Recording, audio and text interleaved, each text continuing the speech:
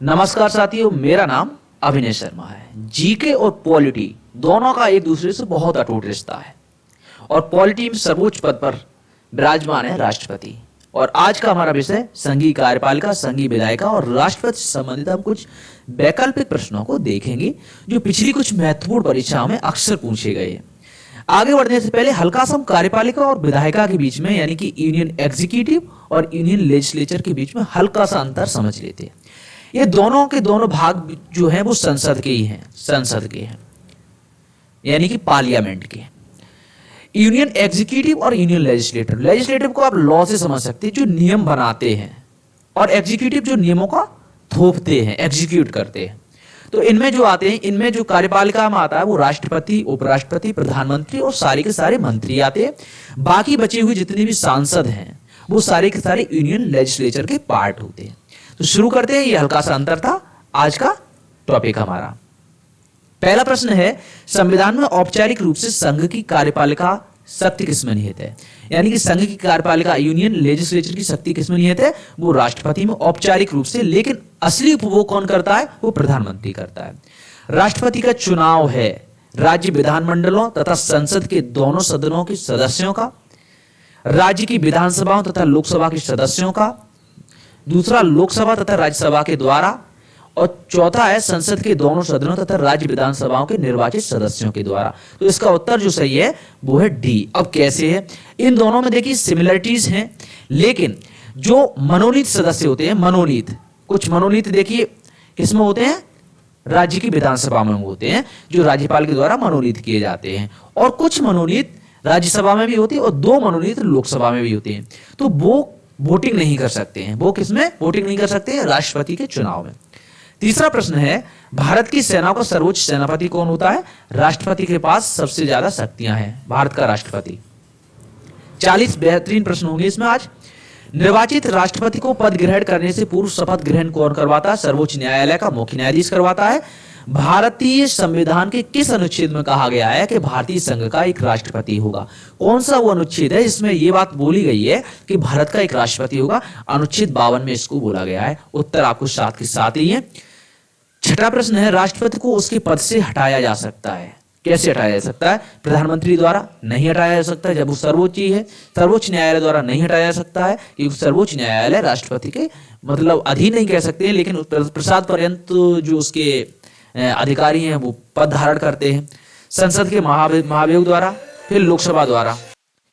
सही इसका उत्तर है संसद में महाभियोग चलता है। दोनों सदनों में अलग अलग तरीके से ये जो प्रस्ताव है पारित होता है। उसके बाद राष्ट्रपति के विरुद्ध महाभियोग को पारित कराने के लिए लोकसभा और राज्यसभा के अलग अलग जिस बहुमत की आवश्यकता होती है वह है दोनों के दोनों में अलग अलग पास होता है, वो भी 2/3 बहुमत से। कितना? 2/3 बहुमत से। तो इसका कुल सदस्यों का 2/3 बहुमत। 8वां प्रश्न है, राष्ट्रपति तथा उपराष्ट्रपति की अनुपस्थिति में राष्ट्रपति पद को संभालता है। कौन संभालता है? प्रधानमंत्री नहीं संभालता, लोकसभा स्पीकर नहीं संभालता है, सर्वोच्च न्यायालय का मुख्य न्यायाधीश संभालता है। ये बहुत बाद में, पहले क्या था, जैसे राष्ट्रपति की अनुपस्थिति में उपराष्ट्रपति संभालता है और उपराष्ट्रपति की अनुपस्थिति में सर्वोच्च न्यायालय का वरिष्ठतम न्यायाधीश संभालता है, और उसकी भी अनुपस्थिति में जो सर्वोच्च न्यायालय का जो वरिष्ठतम न्यायाधीश है वो संभालता है। किस विधेयक को संसद में प्रस्तुत करने से पूर्व राष्ट्रपति की अनुमति लेनी पड़ती है? साधारण विधेयक ऐसा ही होता है, और धन विधेयक को संसद में जो पारित किया जाता है यानी कि प्रस्तुत करने से पहले ही राष्ट्रपति की अनुमति लेनी पड़ती है। भारत में सर्वप्रथम राष्ट्रपति शासन लागू किया गया था, सबसे पहले पंजाब राज्य में किया गया था। भारत के उपराष्ट्रपति का निर्वाचन कौन करता है? तो भारत के उपराष्ट्रपति का निर्वाचन संसद के दोनों सदन करते हैं, लोकसभा और राज्यसभा। इसके अलावा जो विधानसभाएं होती हैं उनमें उपराष्ट्रपति का चुनाव नहीं होता है। उपराष्ट्रपति किसका पदेन सभापति होता है? तो राज्यसभा का पदेन सभापति उपराष्ट्रपति होता है, और लोकसभा स्पीकर होता है। राष्ट्रपति के रिक्त पद हेतु कितने समय के अंदर निर्वाचन आवश्यक है? तो 6 माह के अंतर्गत। कोई कार्यकाल मतलब 6 माह तक चला सकता है, आराम से चला सकता है ऐसे ही कार्यवाहक, लेकिन जो स्थायी राष्ट्रपति होता है वो 6 माह के अंतर्गत उसका चुनाव हो जाना चाहिए। यदि उपराष्ट्रपति कार्यवाहक राष्ट्रपति बन जाए तो वह निम्न में से क्या नहीं कर सकता? संसद को संबोधित नहीं कर सकता है, विधेयकों का हस्ताक्षर नहीं कर सकता है, या फिर लोकसभा का सत्रावसान नहीं कर सकता, राज्यसभा की अध्यक्षता एक ही काम कर सकता है। देखिए उपराष्ट्रपति का काम क्या होता है, राज्यसभा की सभापति करना, लेकिन जब वो अनुपस्थित होता है इस समय राज्यसभा की अध्यक्षता नहीं कर सकता वो। संसदीय सरकार में राष्ट्रपति होता है, संवैधानिक अध्यक्ष होता है।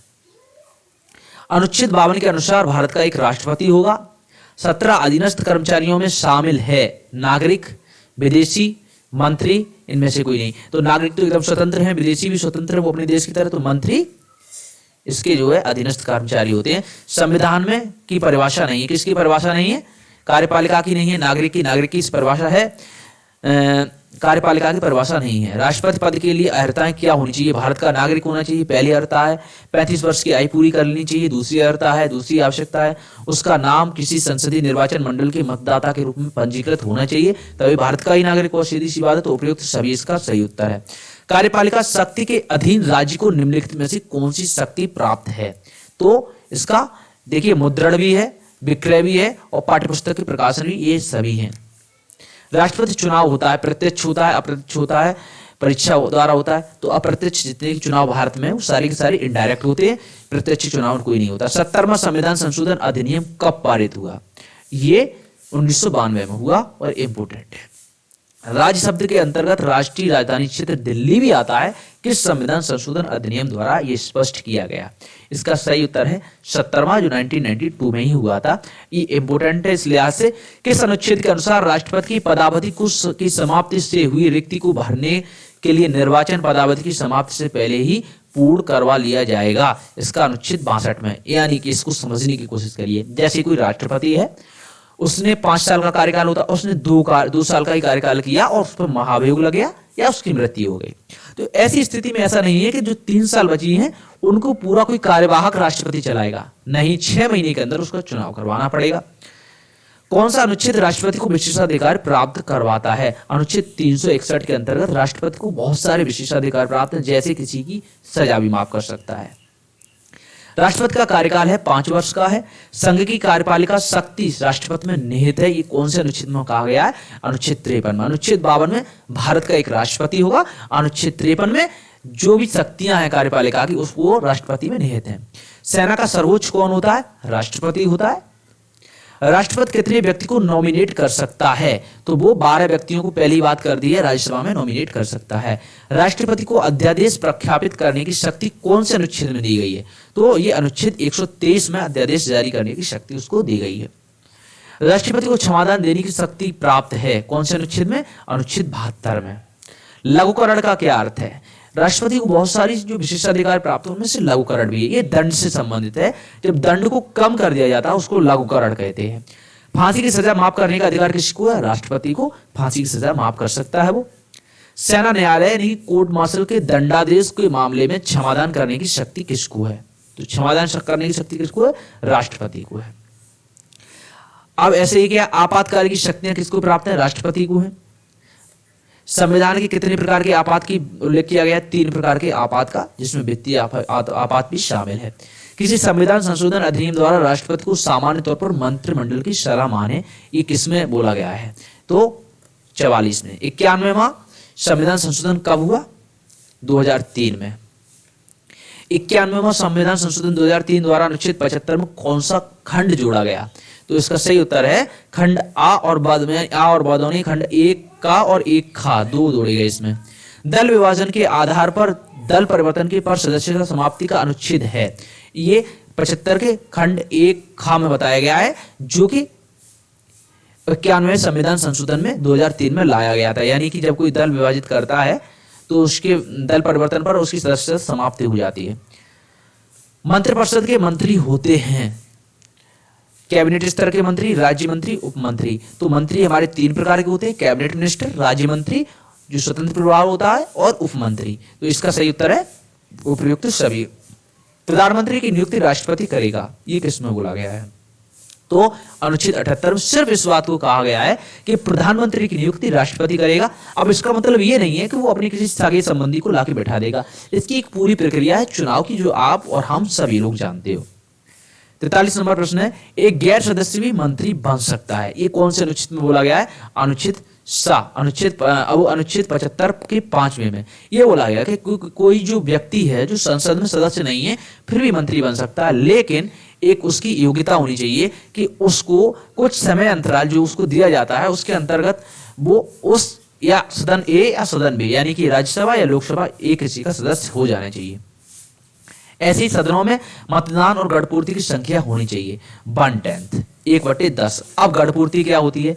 गढ़पूर्ति होती है, देखिए पूरे जो लोकसभा, मान लीजिए लोकसभा और राज्यसभा मिला के जो मेंबर हैं उनमें से 1/10 भाग मंत्रिमंडल होना चाहिए, मंत्रियों का होना चाहिए। जैसे मान लीजिए मैंने माना 50 लोग हैं, 50 सांसद हैं, इसमें से कम 5 सांसद कम से कम क्या होनी चाहिए? मंत्री पद के लिए होनी चाहिए। इसको बोलते हैं गढ़पूर्ति। इनके बिना कोई भी कार्रवाई आगे नहीं बढ़ सकती, पहले गढ़पूर्ति होनी चाहिए। तो उम्मीद है आपको समझ में आया होगा, जैसा कि आगे फ्लाइट आगे की जो हमारी वीडियो होगी वो मंत्रिमंडल से संबंधित होगी। इसी के साथ साथ उम्मीद आपको जरूर समझ में आया होगा और ये परीक्षा की दृष्टि से वास्तव में महत्वपूर्ण थे।